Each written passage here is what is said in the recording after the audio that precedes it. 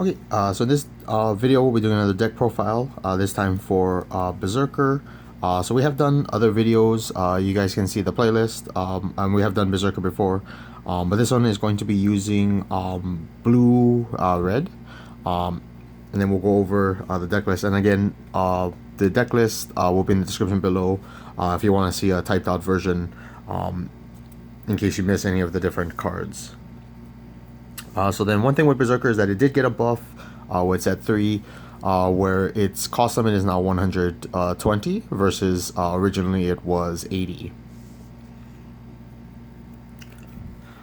So the first card we're running is for Sakuya Himes.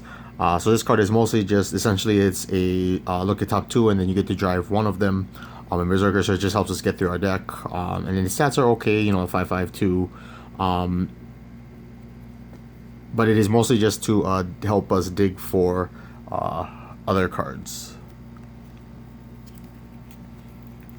Next we're running for Mistworm. So this card gives our ruler breakthrough, which again with Berserker, because it does have 5 strike, it's very it has a very high clearing power of units in the defensive zone, and then with 4 strike being able to get it in no matter what. If our opponents have something in the field, that's fine. And then with Mistworm, potentially you could restand your ruler, so again to have like double attack for 4 strike would be 8 strike total for that one turn.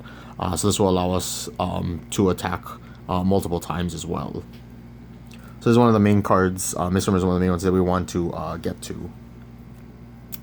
We're running one Captain OMG. Again, when you drive it, or when you use its overdrive ability, you can essentially destroy one enemy unit, and it doesn't have any restrictions on it. And it's 5/5/3, which is pretty good stats, because again 3 strike can be very good.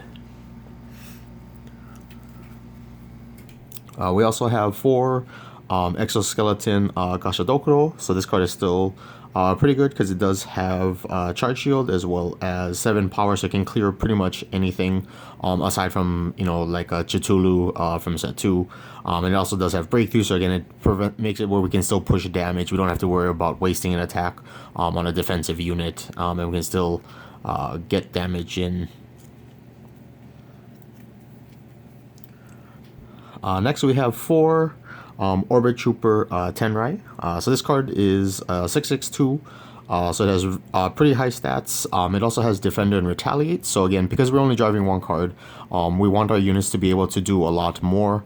So this card is good in that it can be used as an attack, and then afterwards it can defend us, as well as having 6 HP means that it does require a little bit more or very specific units to get through it in one shot, or it requires your opponent to use up their ruler attack, so that way the retaliate doesn't actually kill the unit that attacks it.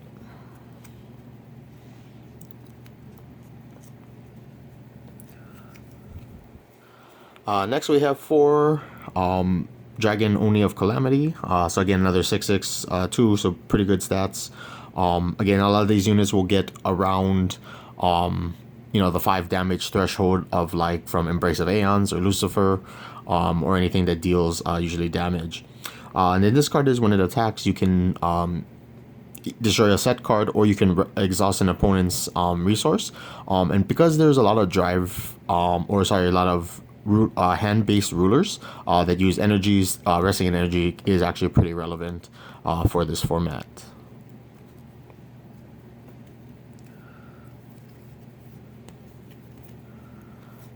Next we have 4 Automaton's Patrol Sky Trooper Seiran.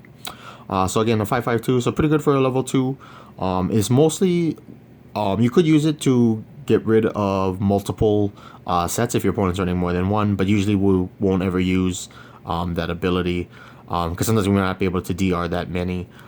But the whole point is that when this is in your attack zone, any combat damage dealt to you becomes 0. So it does require your opponents to waste an attack or waste a card to get rid of it before they can start attacking and dealing you damage. And with 5 HP, it's a pretty buff card to get through.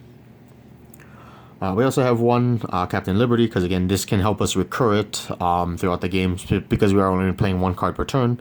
Being able to recur Captain Liberty when we need to allows us potentially to have multiple cards in that one turn. Is also our second legend. We're running one Spirit of Sakura, so when you overdrive, you can choose one of your opponent's field cards and destroy it. It also has the Backlash, where if your opponents deal combat damage to it, you can deal that much damage back to something else. And so it's just mostly a filler slot, which we're only running one to equal up our whole cost.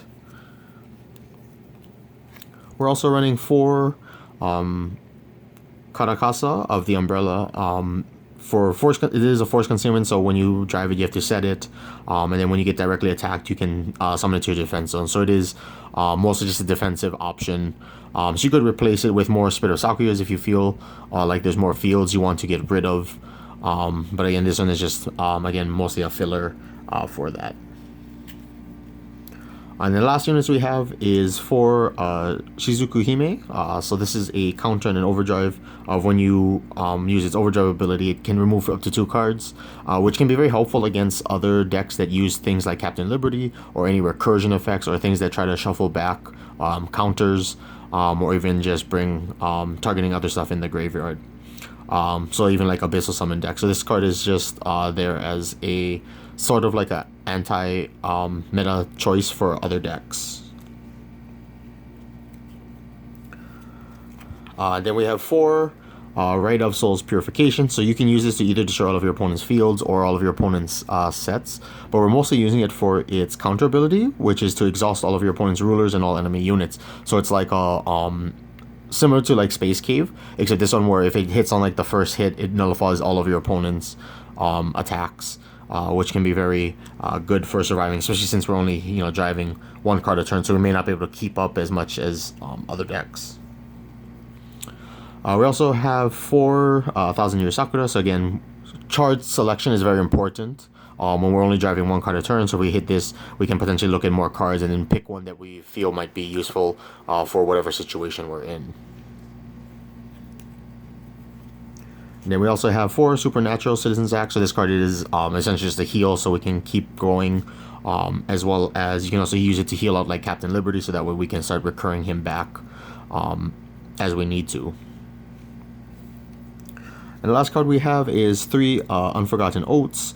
So this allows us, since we're playing the Berserker ruler, whenever we attack an enemy unit in defense zone, it actually gives us breakthrough. We do lose 2 strike with this card, but again, if we don't have Mistworm, at least when we have this in our field, it lets us get through if we only have that 1 attack, because maybe we drove one of our events rather than one of our like actual units that can actually power through that defense unit. And you can also use it to put into your graveyard, so that we can reduce the next damage you take by 1, which again can help us survive later attacks. So that's it for this deck profile.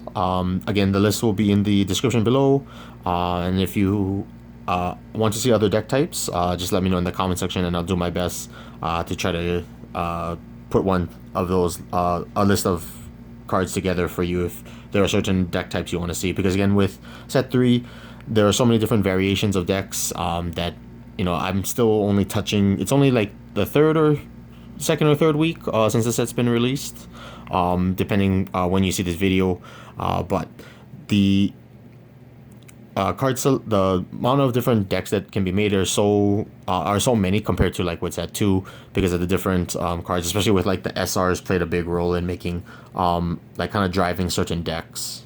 But with that, thank you for watching, and I'll see you guys in the next video.